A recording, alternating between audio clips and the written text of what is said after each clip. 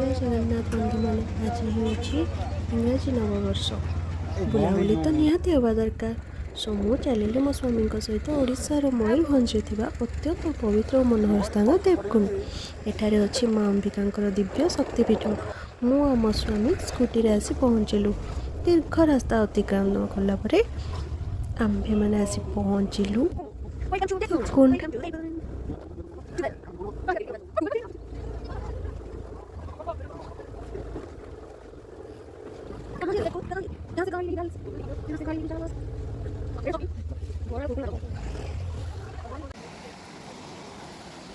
रुको इधर रुको, हम फोटो लेंगे यहाँ पे।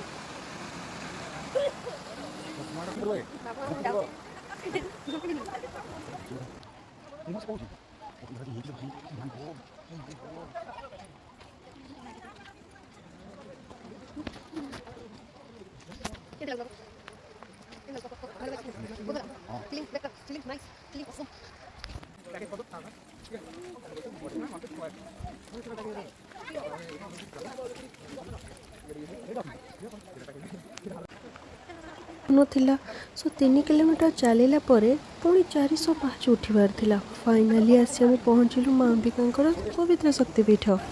प्रकृति और भक्तिर मिश्रण इस स्थान को आहरी पवित्र कर देछि। सतरे केते सुंदर ये जगह।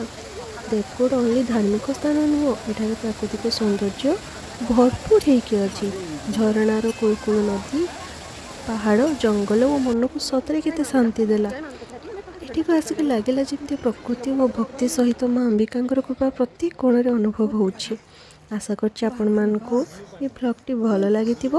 तो आपण मैंने डेरी कहीं कर तो जल्दी मयूरभंज डिस्ट्रिक्ट रही पवित्र देवकुंड स्थान को आसतु और माँ अंबिका दिव्य शक्तिपीठ को दर्शन करंतु।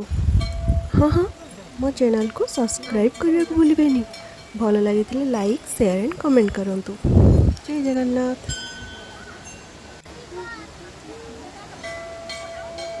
मुझे